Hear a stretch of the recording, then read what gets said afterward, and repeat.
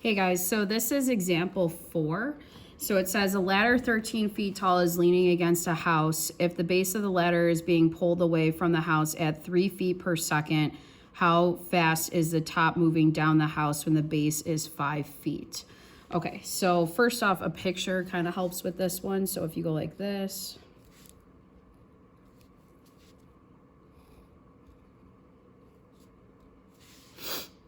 Okay, so this is going to represent the ladder, this part right here.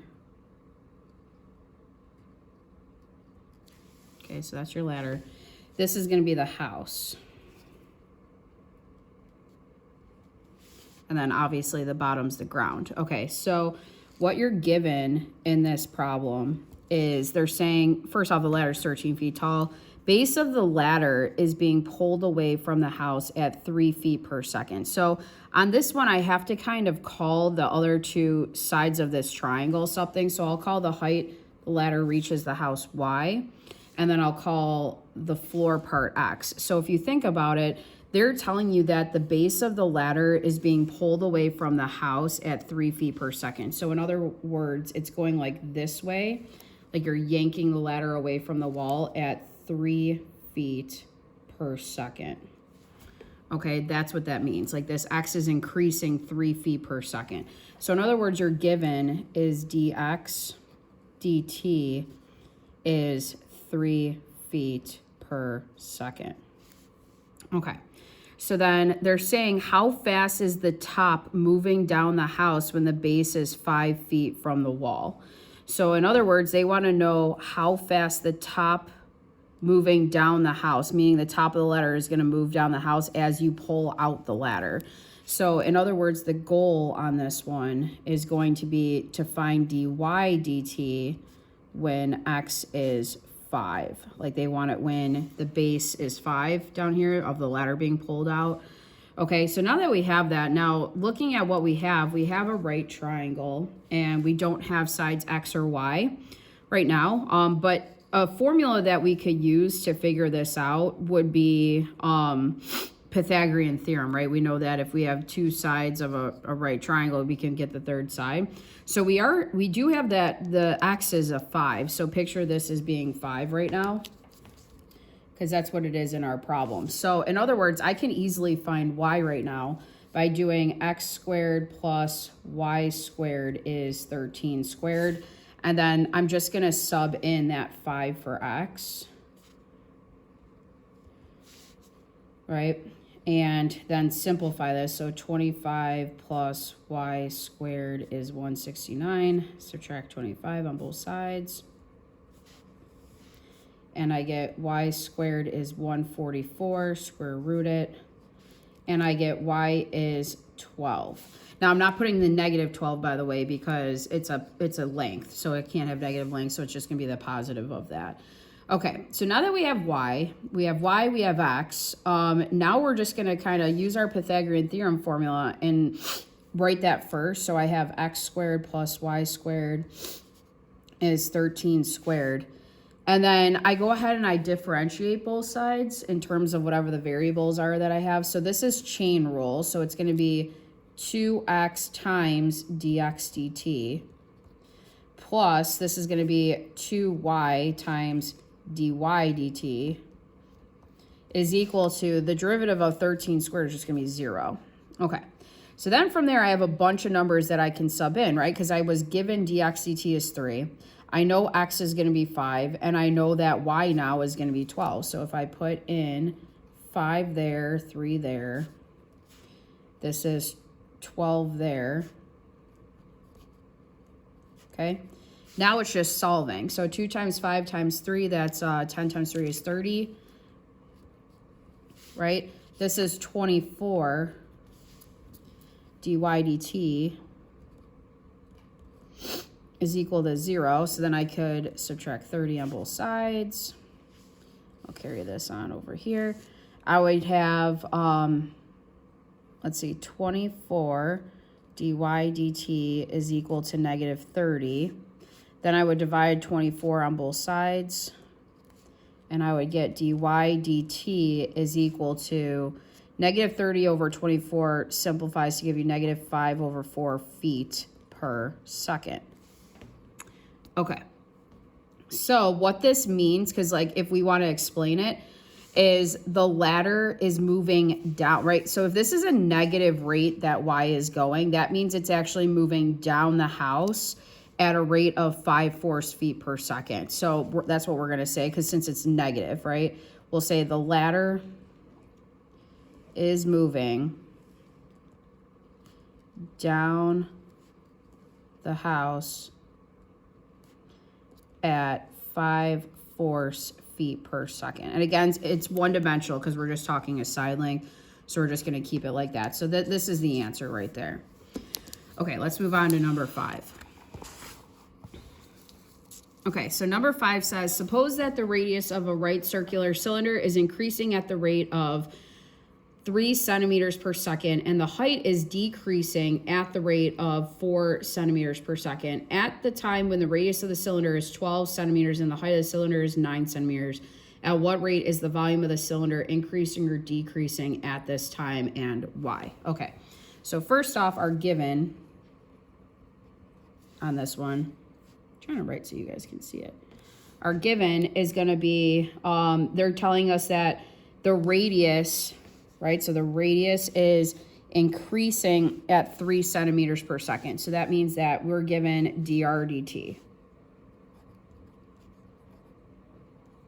is 3 centimeters per second.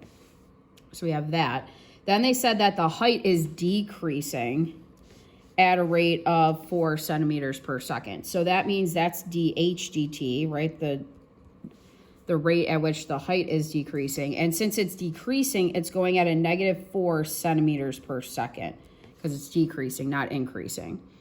Okay, so the goal is at the time when the radius is 12 and the height is 9, what is the rate the volume is increasing or decreasing? So in other words, my goal on this one is going to be to find dv dt when, right, the radius is 12 and the height is 9. Okay, so that's all the information. So the formula we're going to use, since we're talking about volume of a cylinder, is it's going to be volume is pi r squared h. Okay, so differentiating this, the left side is just going to be dv dt.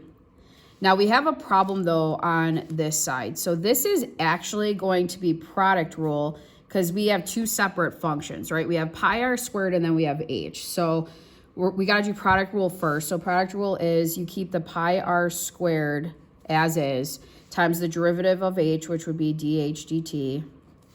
Then we have keep h as is. Then we would do the derivative of that pi r squared. So that would be 2 pi r, right, times dr dt. Don't forget that's chain rule, right? You bring the 2 out in front, 2 times pi, then r to the 1 times the derivative of the inside, which would be dr dt. Okay, so then I'm going to sub in some information because we do know what r is, we do know what h is, and we do know what dh is, and we do know what dr is. So this should actually be all just sub it in and then kind of simplify. So this is going to be pi times 12 squared times a negative 4 plus 9 times 2 pi times 12 times 3. All right, all I did was sub all these values in from here. Okay, so then I end up getting, let's see, this is 144 times a negative 4. That gives you negative 576 pi plus 9 times 2 times 12 times 3 gives you 648 pi. And then when you combine those, you end up getting 72 pi. Now, since we're finding dv dt, it's going to be in centimeters cubed per second because volume's in cubed. So to pretty much explain this, we're going to say since dv dt is greater than 0, right? So it's a positive rate. The volume of the cylinder would be increasing. If it would have been a negative rate, then we would know that it was decreasing. So let's just write that real quick. So this, since dv dt is greater than 0, the volume of the cylinder is increasing. And there we go. Okay. So that's it. That's the answer to that one. So then we got two more.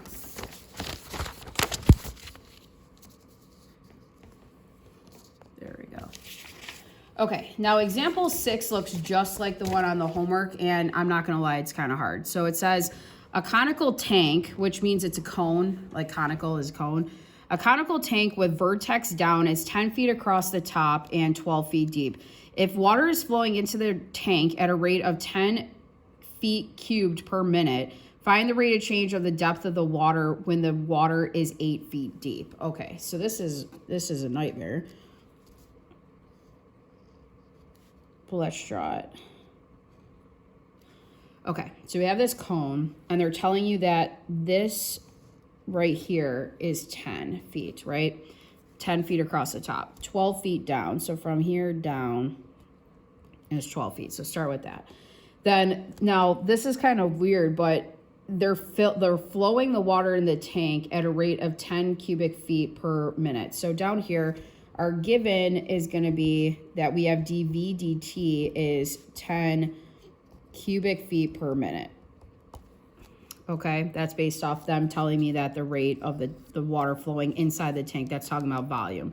So volume's increasing by a positive 10 cubic feet per minute. There we go. So our goal is that they want the rate of change of the depth of the water when the water is only 8 feet. So in other words, my goal is going to be, of course I would spell goal wrong. There we go. Okay. Our goal is going to be to find dH dt when the height is going to be equal to 8.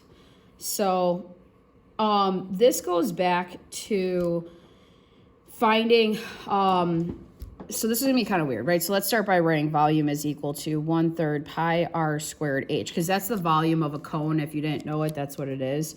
So there is a little bit of a trick to this one. So we're gonna be looking at like kind of like as if there was water in here, like, right? So we filled up this cone and we would have like height to radius right here.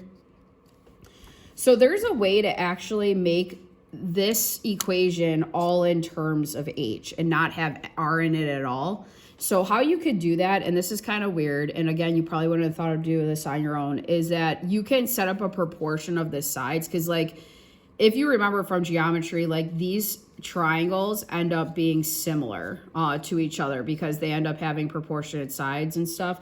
So you could set up a proportion where you take the radius over the height, so r over h, and you can actually set it equal to the radius of this top part, so that would be 5/12.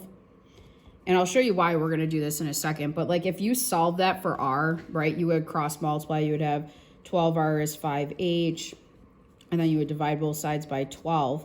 So in other words, r is just 5/12 h.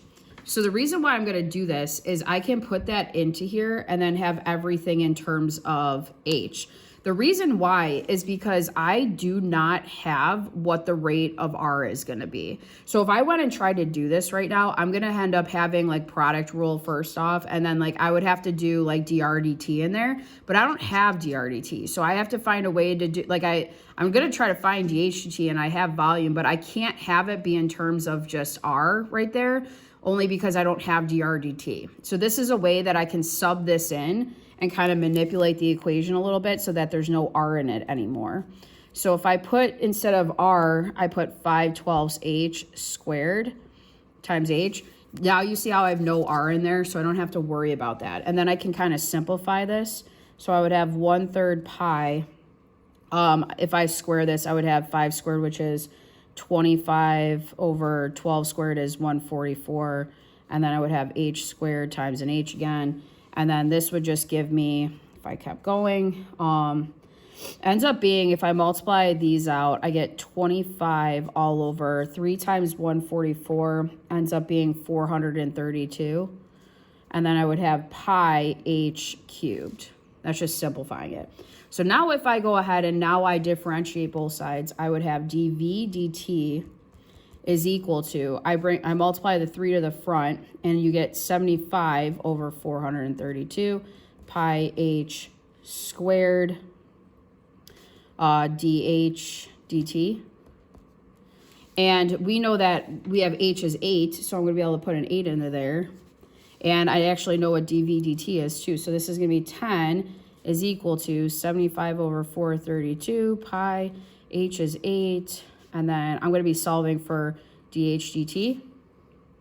So this, keep going. This is kind of annoying, but 8 squared is 64 times 75 gives you 1600 pi over, I think it's simplified. I simplified it.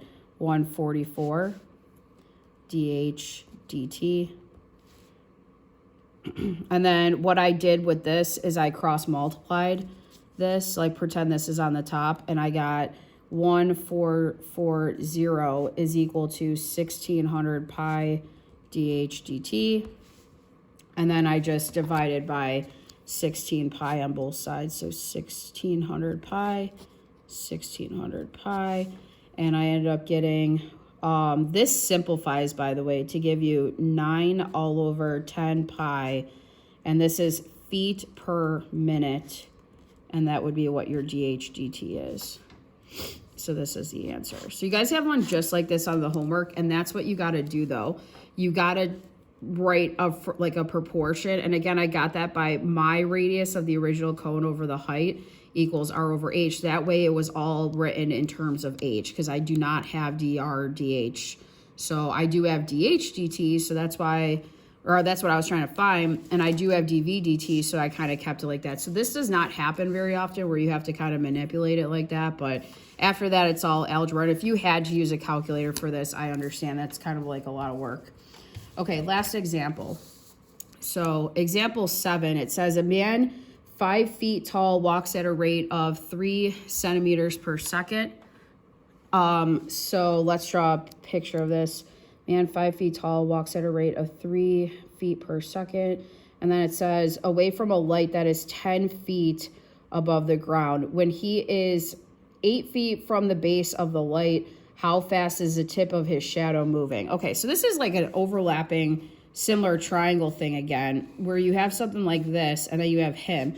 So this is like the light. So picture this being like the street light, and then picture this being the guy. So this is like the dude right there, right? Okay, so he is, where is it? Man is 5 feet tall. Okay, and then it says the light is 10 feet tall. Okay. So this is kind of weird. So you have to give variables for this. So he's walking at a rate of 3 feet per second away from the light. So the way he's walking this way, we're going to call that x. So that way, like my given then would be that I know that dx dt, the rate that he's walking away from this light, would be 3 feet per second. Okay. So they want to know how fast is the tip of his shadow moving, meaning like how fast is like the shadow of right here going to move. When he is 8 feet from the base of light, how fast is the tip of the shadow moving? So we're going to call this y, and then this then would be y minus x. So in other words, my goal on this one is going to be to find dy dt. I want the rate at which the shadow is going to move when x is equal to 8. Okay. So now that I have that, this is super crazy. If I know that x is going to be 8, I can kind of solve this a little bit. So I know that, let's see. I'm going to set up I think I set up a similar triangle thing. I know that this side over 5 would equal the whole side over 10. So let's start with that. So I did y minus x over 5 would equal y over 10. So again, similar triangles, corresponding sides are in proportion. So this side over this side would equal that side over that side. So that's the equation I decided to go with. And then I kind of simplified this a little bit. So then I cross multiplied and then distributed. It's an x. And then I kind of kept going. So then I subtracted 10y on both sides. Negative 10x is equal to negative 5y divided by negative, oh, I think I solved it for y actually. like this and divided by -5 on both sides. And then I had 2x was equal to y. Okay. So then what I did is, now that I have this all simplified and everything, then I differentiated both sides. So I had 2 times dx dt, right? It would just be the derivative of x, would equal the derivative of y dy dt. I knew what dx dt was. That was just a 3.